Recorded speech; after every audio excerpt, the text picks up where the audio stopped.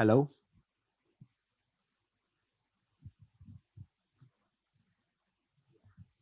Well, Alex, obviously we're only a few days away from the massive pay-per-view here in Perth, a country that's been starved for fights since before the pandemic. You're obviously the face of this sport in this part of the world. So what are the emotions now that hard part's over with? You just got to make weight and then go fight Islam Makhachev.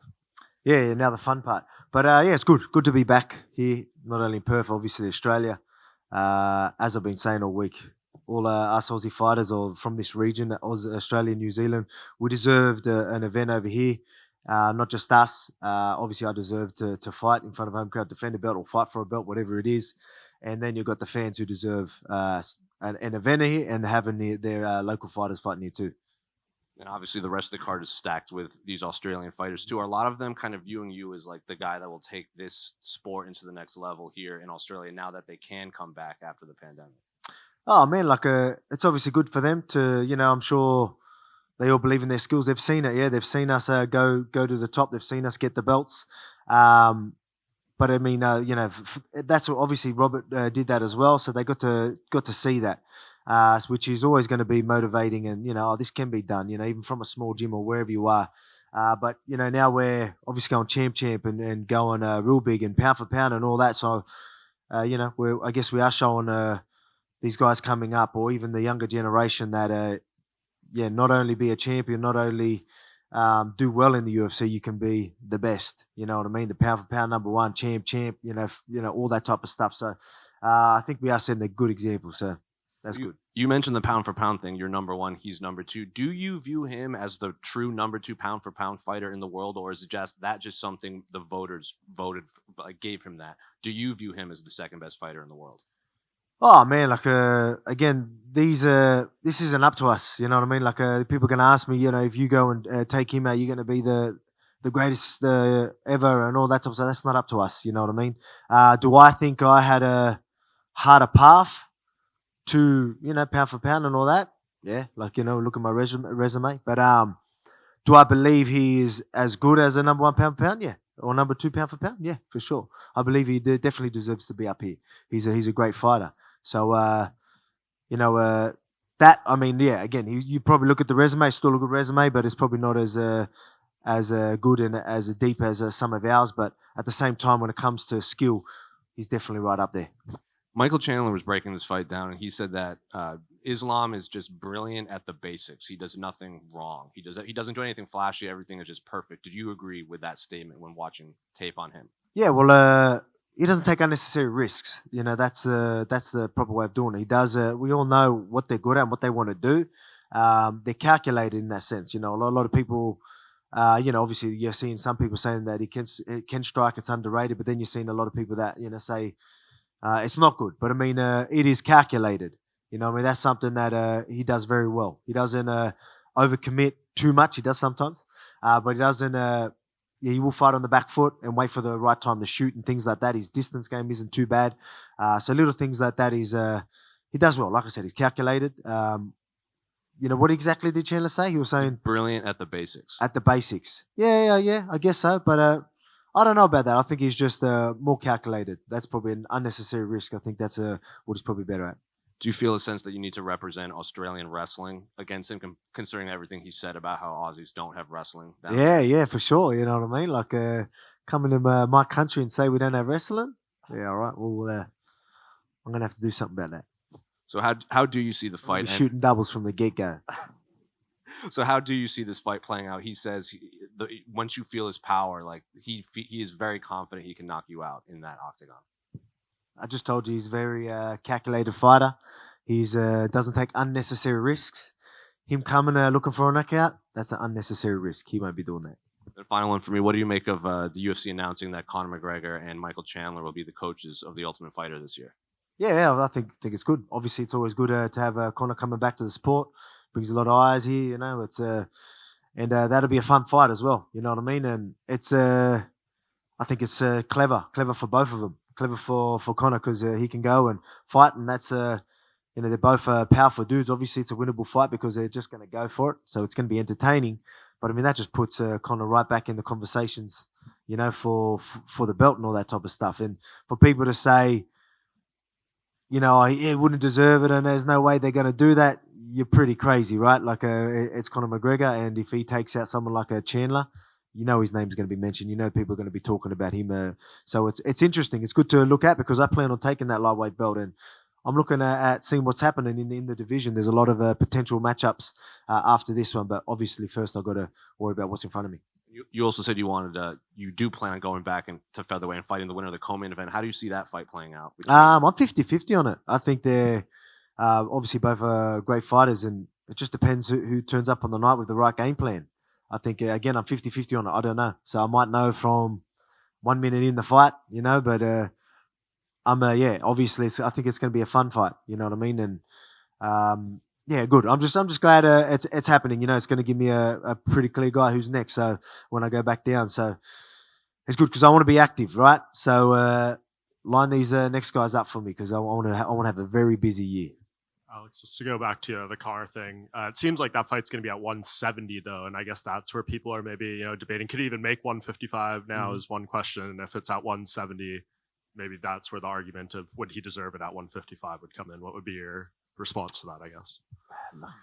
It's at the end of the day, it's it is Conor McGregor, and when you're pulling those types of numbers, and you got to remember he is always taking on the good guys as well, like the good fighters.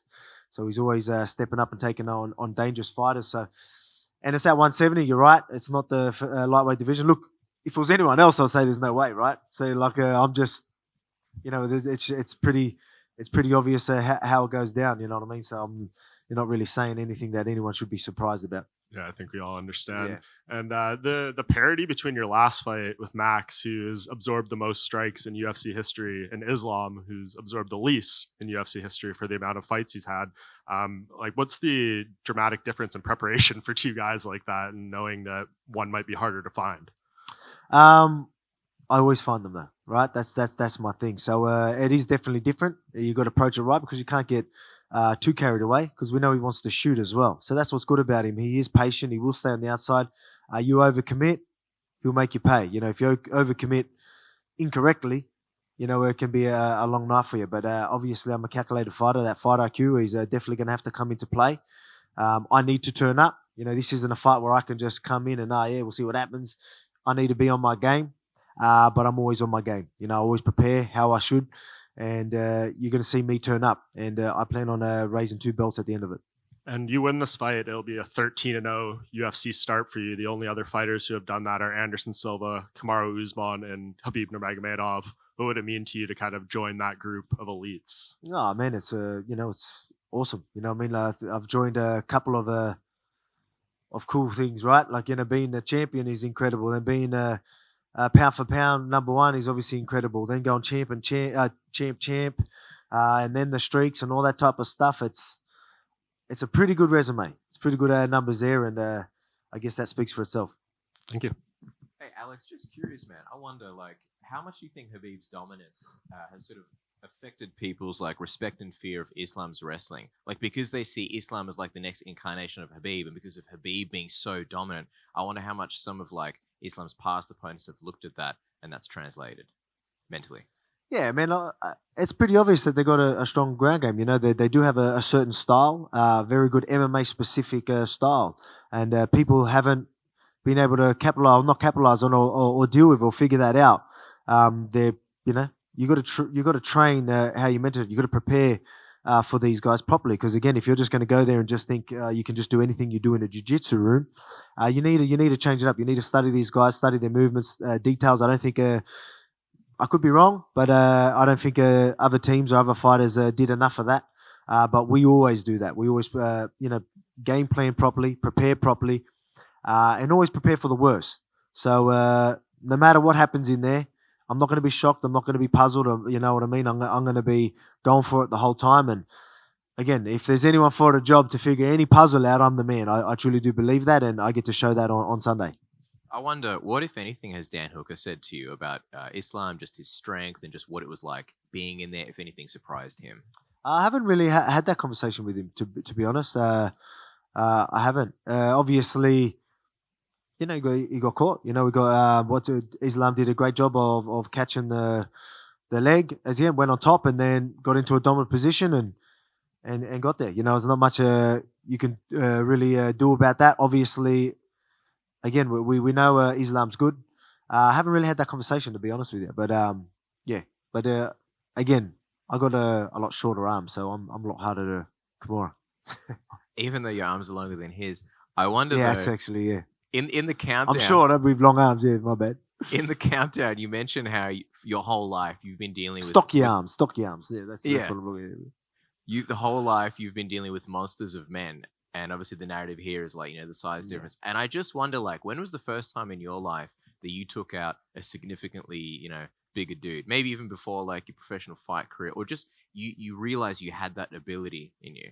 Oh man, that's been happening forever. It's been happening forever, even on the footy field, all that. Like, a lot of people are like, oh, he's moving up. Like, it's like crazy. It's like, I'm training like every day in the gym with guys heavier than me. This is lightweight. I train with like welterweights. I train with even middleweight sometimes, you know what I mean? Especially in the grappling and wall work and all that type of stuff. Wrestling, like, these are the guys I'm usually grappling and doing them stuff with, because the guys my size are obviously usually going to struggle with me there. So I usually got to go with the bigger guys. That's why people keep mentioning the power and size. It's not that. I look at it more, the thing that to deal with is their style, you know what I mean? Like their grappling ability, they do certain things. That's more of something that I'm looking at, like, not power. No one's ever just overpowered me, you know what I mean? Like, again, if he thinks I'm just going to be some weak little featherweight, then he's going to be in for a rude shock. Alex, Dave Shaw confirmed to Fox Sports Australia that they're already looking at a second pay-per-view for 2023 here in Australia. I wonder, man, you've been in some big stadiums here, as a spectator for some big sports. Do you have any venues in mind that potentially that are on your bucket list of you headlining in? Oh, man, like, yeah, well, there's plenty. I couldn't mention the actual stadiums. I'm bloody terrible with the names. But, I mean, it would obviously be good. Like, I love fighting anywhere in Australia, but to fight somewhere in Sydney or something like that, literally where I live, would be incredible. So, like, to have a big stadium over there would be unreal. Yeah. Be a big flight for most of you, eh? Could imagine. Now you know how we fucking feel. Every single time. Alex, in your training camp, we could see the Mairbek Taisumov, and in MMA with Russian fighters, Russian fans, I mean, was discussions. Did he help you in preparing for Islam fight? Did he help? Yeah. Mairbek was there. A couple of guys from over there at Bangtao. Like, we were training over there for a little bit, and they come in and did some wrestling rounds with us, grappling rounds and all that. So it's always good, Obviously, they've been wrestling and grappling their whole lives, right? They've been he's been in the UFC and things like that. But someone that's dealt with very, very high level wrestlers their whole life, and just to be moving out, and he's a lightweight himself, so it was a good feel. Thank you. And Volk, what are your thoughts on what Islam said about the lack of promotion for the fight? Yeah, I think it's fun. It's been massive here in Australia. You know what I mean? That's all that anyone's been talking about over here. So I'm okay with it. I think it's doing well. I think we are breaking records here in Australia. You know what I mean? So, and I think we're doing very well pay-per-views around the world. So I think people are tuning in. Maybe, it usually is fight week when everything starts to happen. Obviously the buzz is here now. So maybe it was just something he wasn't feeling earlier, but I'm sure he's feeling it now. And what is it about your head coach, Joe Lopez, that's so special? Master Splinter. Mate, he's good. Obviously, mate, I've been the first day I ever stepped in the gym was his gym. So he's been my coach ever since, and he's traveled the world with me and all that. We've obviously evolved as coaches and fighters together, and worked our game together. So it's been incredible. No one knows me as well as Joe knows me. So that's something that connection, right? Like we've, as I said, traveled the world and grew together, and like pretty much made our style through traveling the world, getting knowledge from everywhere, and just making it work for me, my shape, my size, and all that type of stuff. It's incredible. So it's good to have, and he makes you mentally strong. He can be hard to deal with sometimes, so you're definitely mentally prepared when you're hanging around Joe. And He's there's, gonna love that. there's a lot of talk about legacy with this fight. After it's all said and done, how does Alex Volkanovski want to be remembered? Oh man, it's obviously I'm chasing. I'm in a good position right now, but I'm chasing to be like one of the greatest, all the greatest. You know what I mean? Again, that's not going to be up to me to decide, but that's where I want to be. But one thing that I do, I'll be proud of obviously them accomplishments, but I'm really proud that I've been able to be myself the whole way through. Some people need to sell themselves out and do things, be fake and all this type of stuff. I'm happy that I was me the whole way through the whole process, and I'm in the position I am now. So very proud of that. Who's been fake? Who's been fake? Yeah. I'm sure you know plenty of people. Thanks, thanks, mate. Bit of a softer one, mate, but how you enjoy Perth? Yeah, man. Loving it here. It's always good here. Every time we're going to be doing the open workouts today, and every time there's a event here or any type of event, even when I come here when the fight was announced and did a bit of a promotion for that, it was just people just coming in flocks. There was heaps of people everywhere, so it's always good to be here because they love the sport. They love sport over here, and I can't wait to hear them roar in that octagon or in that arena. How are you feeling at the bigger weight? Are you feeling just as explosive and powerful? Yeah, definitely. That's something that earlier on when I was bulking and I was up to like 81 kilograms and all that type of stuff. Obviously, I was very strong, but I mean, I wasn't really happy with that movement. So as soon as but we needed to do that. That was a part of the process. We started bringing it down, and each kilo, each pound that come down, I just got faster, sharper, and now I'm at the, obviously the last couple of weeks have just been, last few weeks have just been absolutely perfect. Really found where we need to be. So my strength is right where we want it, and my, I'm pretty much that featherweight that you see with the movement. So we found the perfect balance of it all, and you'll see it Sunday. Are you sick of eating? I was. Now, you know what? It's funny, man. You'll be surprised if the like a bulking, you end up getting like what would you call it? Like a food disorder. Like you end up starting to hate food, man. It's crazy. So fight week ain't that bad because I don't care about food right now. And finally, what's it like being Alexander the Great, Volkanovski, pound for pound number one, and being a dad at the same time? Yeah, it's awesome. Like obviously that's what I do. I want to be able to provide for my family, to be successful. So it's fine. The good thing about me is I can literally go here, do this fight of this magnitude, raise 2 belts, everyone go absolutely crazy, go home, and then I'm just dad. You know what I mean? I'm grounded. I'm back where I was, and that's something I'm very proud of as well. Like I said, I'm just always going to be me, and through this whole process. So very, very proud of that. But Alexander the Great's good, but we're going for Alexander the Greatest. Alex, you mentioned about guys being fake and stuff. I'm curious, if the UFC came to you and said, we want you to coach the Ultimate Fighter, who would the guy you'd least like to be around for 6 weeks be? Least be around.